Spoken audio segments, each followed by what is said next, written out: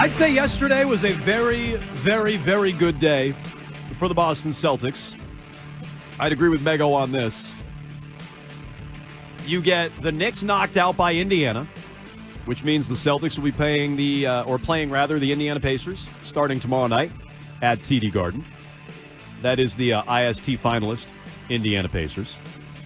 You also get Denver knocked out on the other side, despite a 20-point lead. I want to focus more on that coming up later on in the hour with all your Bruins phone calls if you're hanging out at 617-779-7937. But Mego, you think this is a good thing for the Celtics? They're getting Indiana and not the Knicks. I do. I honestly don't think it matters that much. Like, in terms of who you play between New York and Indiana, I think neither team is in the same tier as you at all. And so I don't really think it makes that big of a difference. Indiana's going to be a little bit more annoying, I think, than I know that you think, Jones. Like, I think that Indiana does have a lot of different shooters that they can go to, and so they push the pace. They might be able to catch you sleeping for a game or two.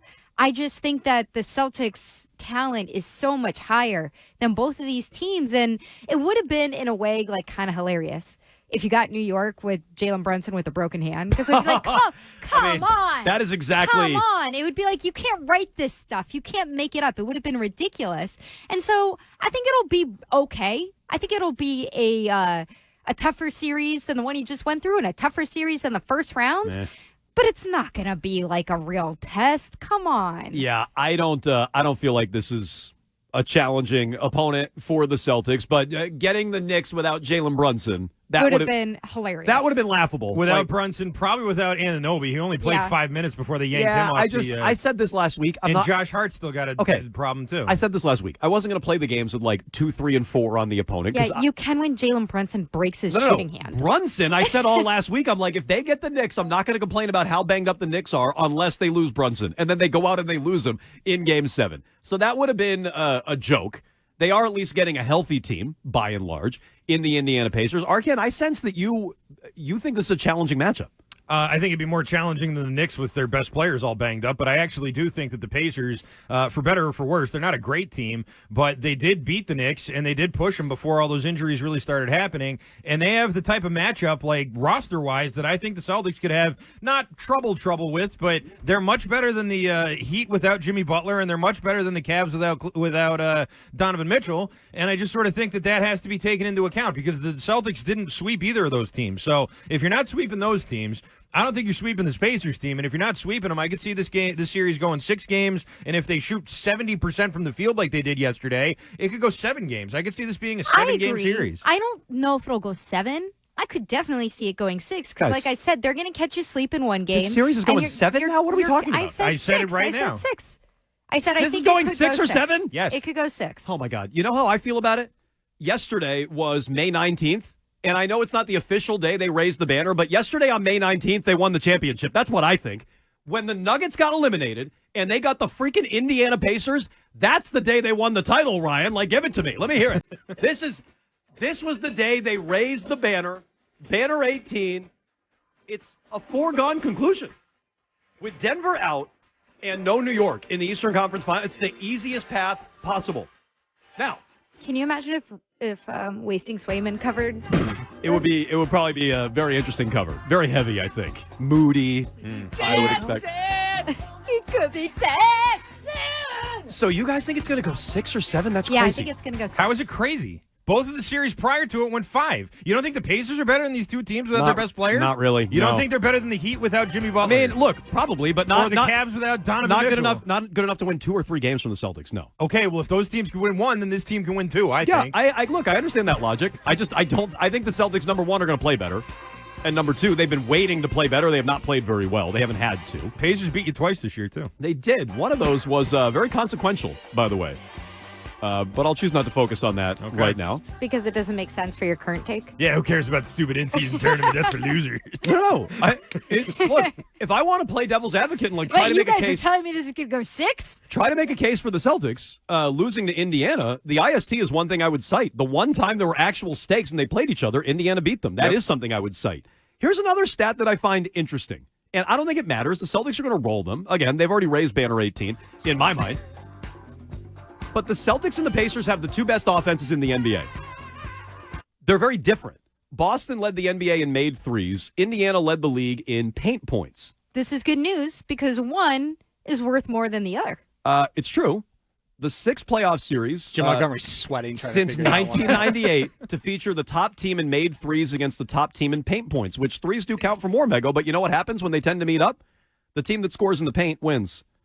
That would include this is Joe Mazzulla's the fault. Lakers and the Pacers. My head's all spinning right now. In 2000. And in the past 5 meetings, the team with more paint points has won. And so it just, to me, is I don't think the Celtics are going to lose this series. They shouldn't lose a game in this series. Never mind going 7. But when it comes to the style, one thing I do hate about the Celtics is they're too content to stand out on the perimeter and chuck it. And part of the reason the Pacers are able to shoot 70% in a playoff game, and I know they shot well from 3 yesterday too, but part of that reason is because they get easy shots. They get quick baskets. They get in the paint.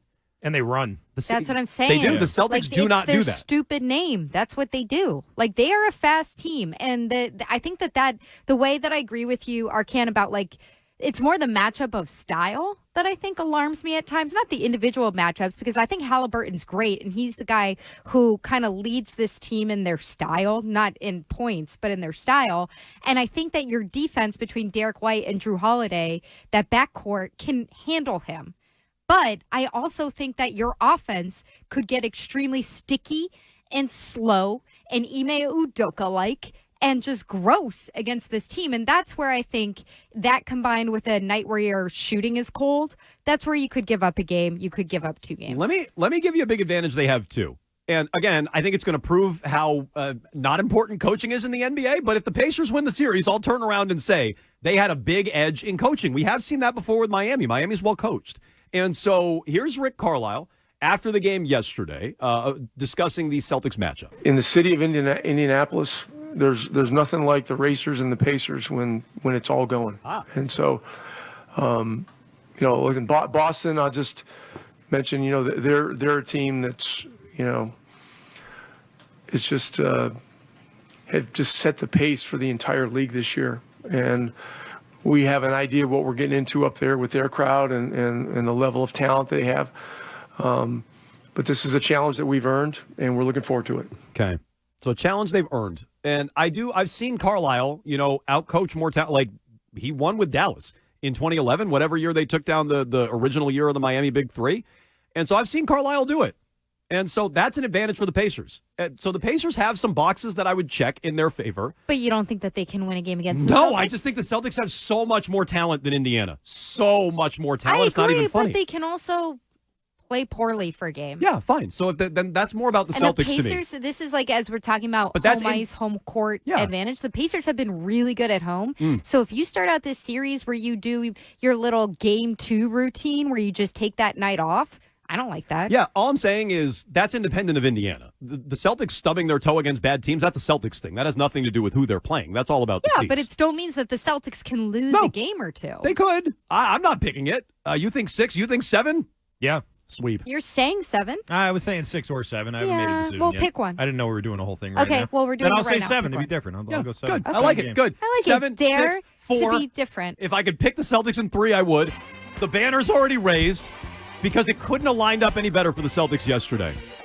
Let's get to the phone. 617. Like I think it'd be better if they got the Knicks. If they got the Knicks, you'd have to stop Dante DiVincenzo and Alec Burks, and that's it. No. You'd be in much better shape if you now got the knowing Knicks, that Brunson's, I'm saying if you got the Knicks at full strength with Brunson hurt, of course. I mean that goes without saying.